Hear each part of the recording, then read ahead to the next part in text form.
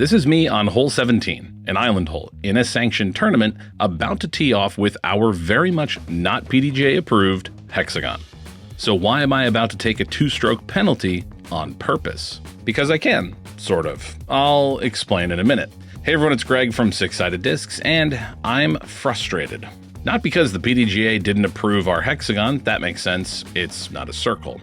But I am a little bit frustrated at the trials and tribulations of getting older.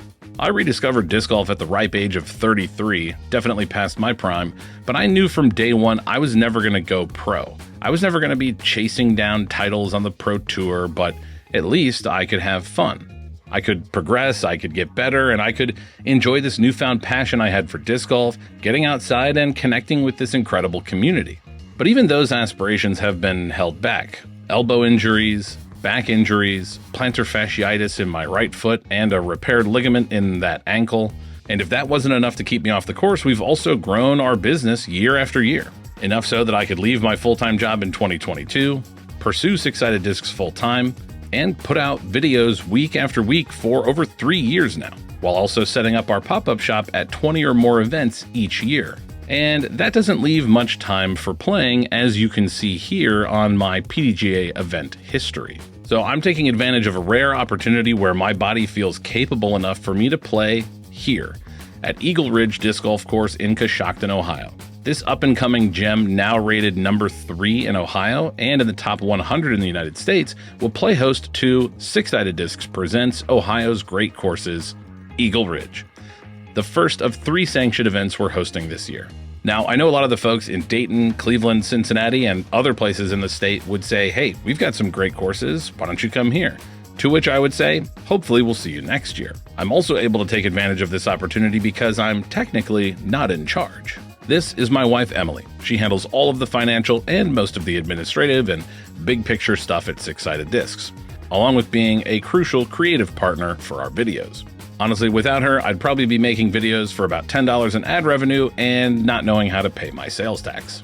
In addition to all those things I listed, she is also the tournament director for this event. This is also possible because of another very important person who works behind the scenes here, Emily's mom, Diana. She is technically retired, but she's allergic to being bored, so she loves to help at tournaments, but also loves to help with a lot of the time-consuming tasks that Six Sided Discs needs done, like folding our hexagonal cardboard boxes, taking apart our 3D printer when it clogs, which it does literally all the time, and much, much more.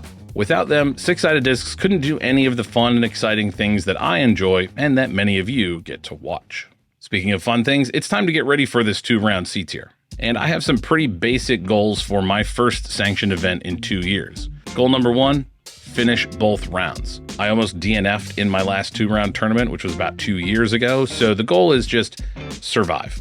Goal number 2 is simple, have fun. I just want to enjoy being out on the course. Goal number 3, don't finish last. No pressure to play super well, but I don't want to be in last place. And lastly, goal number 4, throw the hexagon once. More on that in 17 holes. But without further ado, let's get this round started. I'm starting on hole 18, which is a par 4, and I just want to avoid the pond on the left. So I'm going to go with the ESP Raptor on forehand, and there's all that rust I was talking about. I saw it off for some extra safety and go way, way off to the right.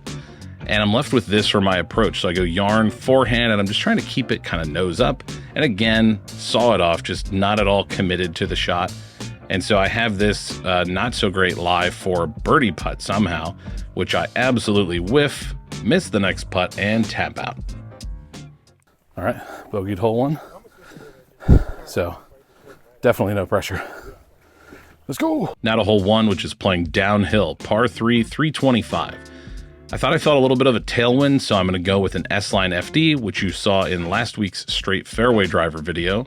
Unfortunately, I grip locked the heck out of it way right, so I actually call for a provisional re-tee, anticipating that we're not going to be able to find that disc, and instead go for a Neutron NV, and I'm just trying to play it into the hillside, but it lifts and skips towards the pond. The FD was in fact a lost disc, so I'm playing from the provisional, which somehow stayed in bounds by like 3 inches, but that leaves me with a crazy death putt, so I lay it up and take my double bogey. And pressure's off now because it can't get any worse than double bogey and bogey in the first 2 holes. So I'm going forehand ESP Raptor again here on hole 2. It's a low ceiling, and the Raptor flips up from hyzer unexpectedly, catches that one tree to miss, and leaves me with this putt with the tree branches right in my face and in my swing. And I just doinked that a little bit low. But honestly, kind of happy to take a boring par after those first 2 holes. Hole 3 is a 225-foot par 3 with a pond about 15 feet downhill behind the basket. And I'm going with a very slow, very beefy neutron stasis, which swings over nicely, but gets a big skip that you can't see here. And I am 3 inches from the water yet again. But this time, I am able to drop that putt in for my first birdie.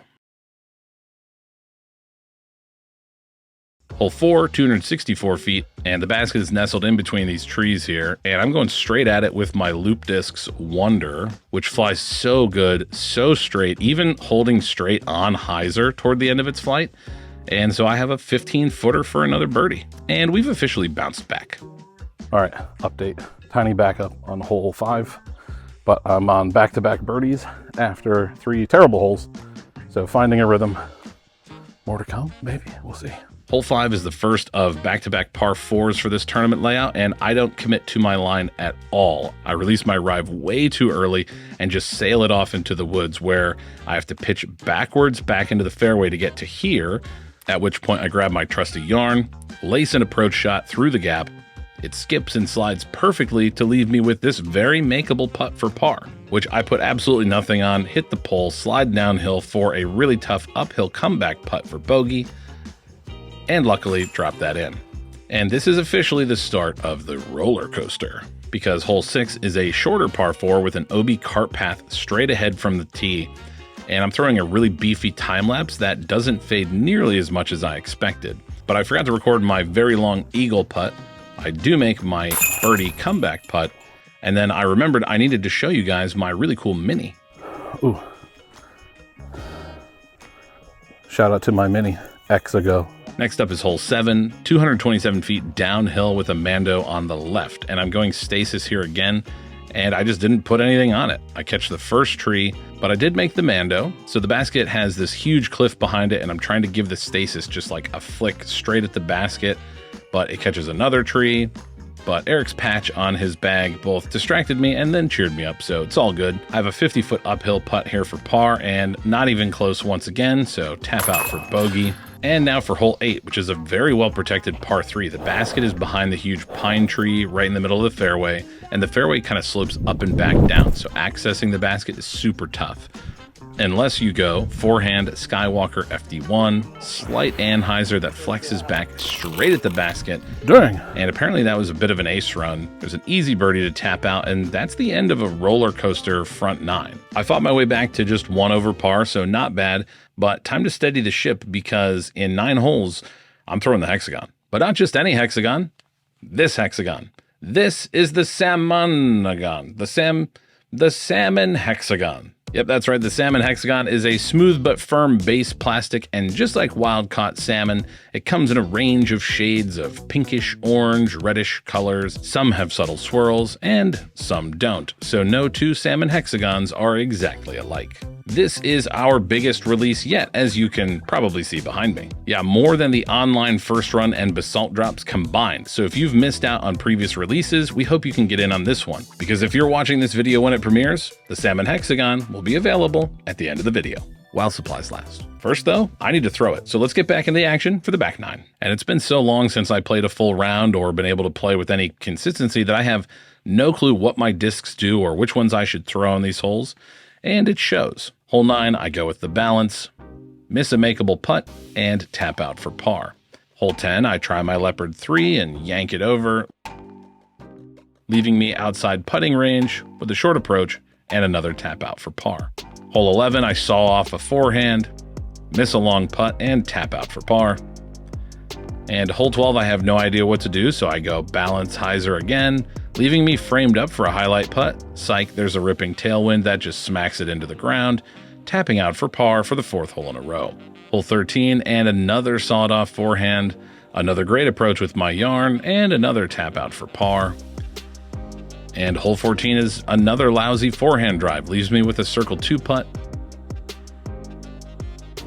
that I miss. and tap out for par.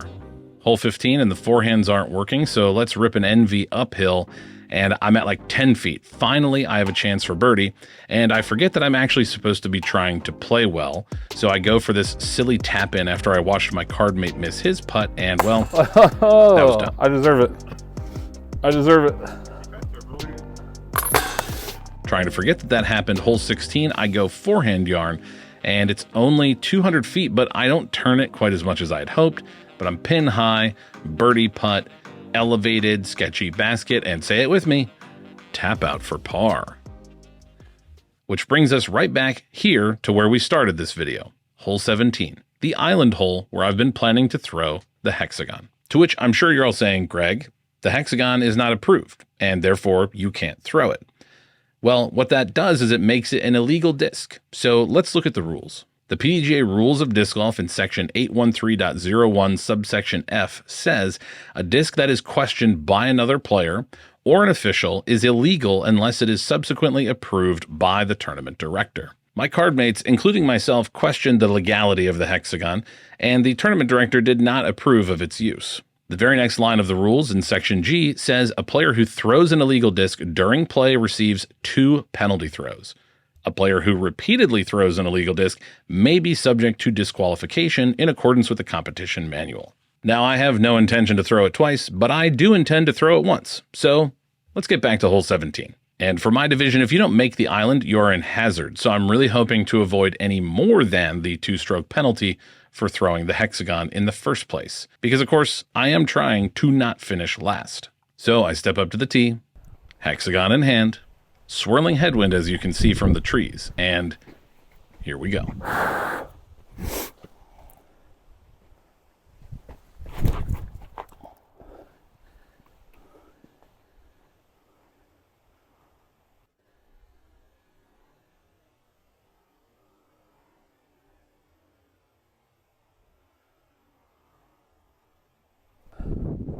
All right, so certainly from the tee, it looked like I was in bounds, which means I don't take an additional penalty stroke. But there you go.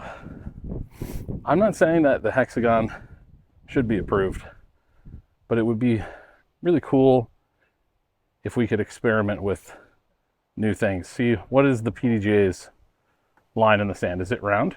If it's round right now, fine.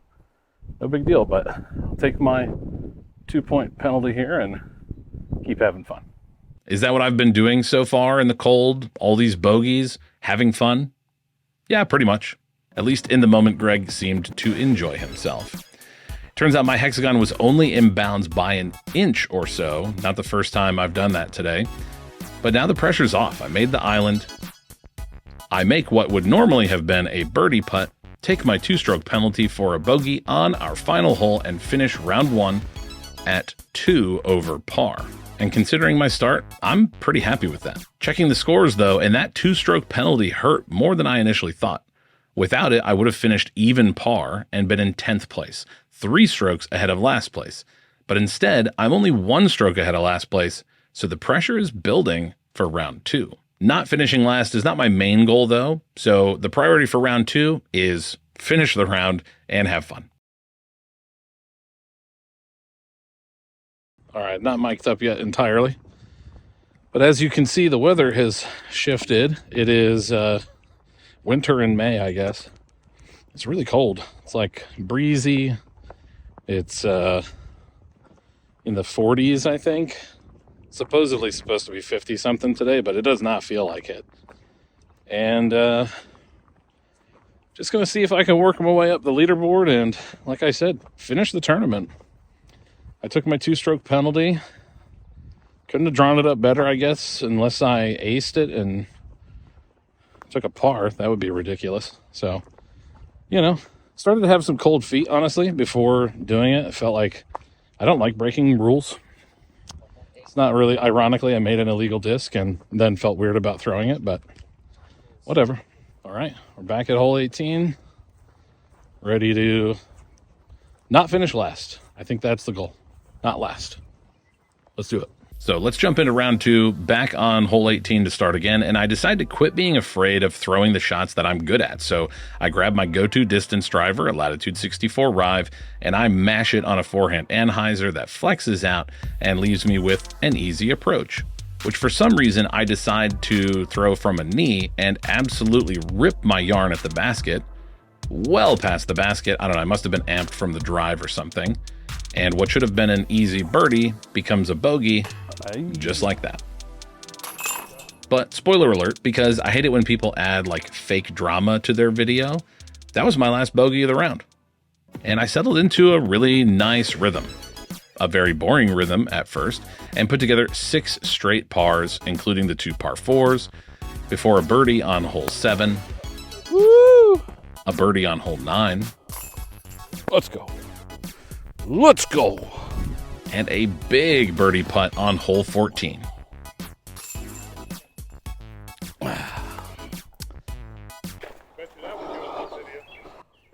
You're right. Big putt, big birdie. Let's freaking go. And even with some sleet falling on us and me throwing one of the worst tee shots of the round, we were still having fun because this happened. Camera wasn't on, but he just hit off the tree and aced. What a shot. I didn't get it on camera, but shout out to Colton for the sick ace off the tree. There you go, buddy. Thank you. But back to reality, where there's only 2 holes left. Almost everyone in my division is playing pretty well, and technically I won't finish last because our division did have 1 player DNF. But as I check the scores before the last 2 holes, I am tied for last for players that are still playing in the tournament in my division. And that means it's time to clutch up for some authentic drama. Hole 16 is that short par 3, 204 feet, and I go stasis straight at it this time and land myself on the path, which is inbounds. But I fluff my putt, and that's yet another par. And we are all tied up as we head back to the scene of the crime, hole 17, the island hole. My last hole for the tournament, and I spent an awful lot of time thinking in round 1 about how to throw the hexagon on this hole. So much so that I never actually thought about what I should throw here in the next round. But with the wind swirling once again, I grab my stasis, put it on a little anhyzer, and put myself about 10 feet closer than I did with the hexagon in round 1. That'll do. And 1 birdie putt later, that is that. So, goal number 1, finish my round, mission accomplished.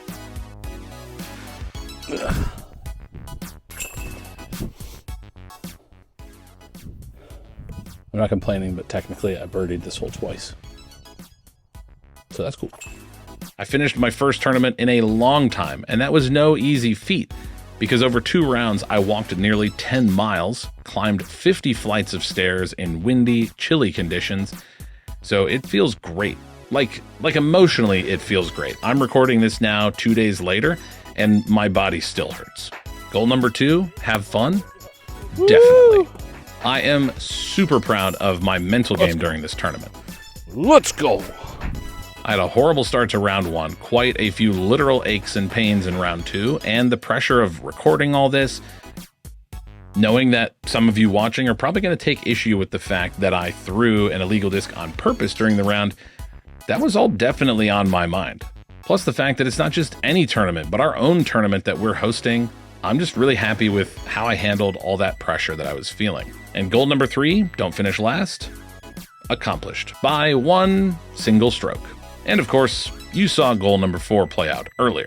So I want to once again give a huge thank you to everyone that came out to the tournament, to my wife Emily for running the tournament, her mom Diana for spotting on hole 13 and keeping players safe and keeping the groups moving smoothly.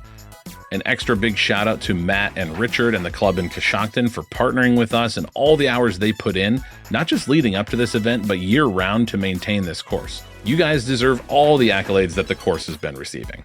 And finally, I want to say one last thing about the fact that I threw an illegal disc today.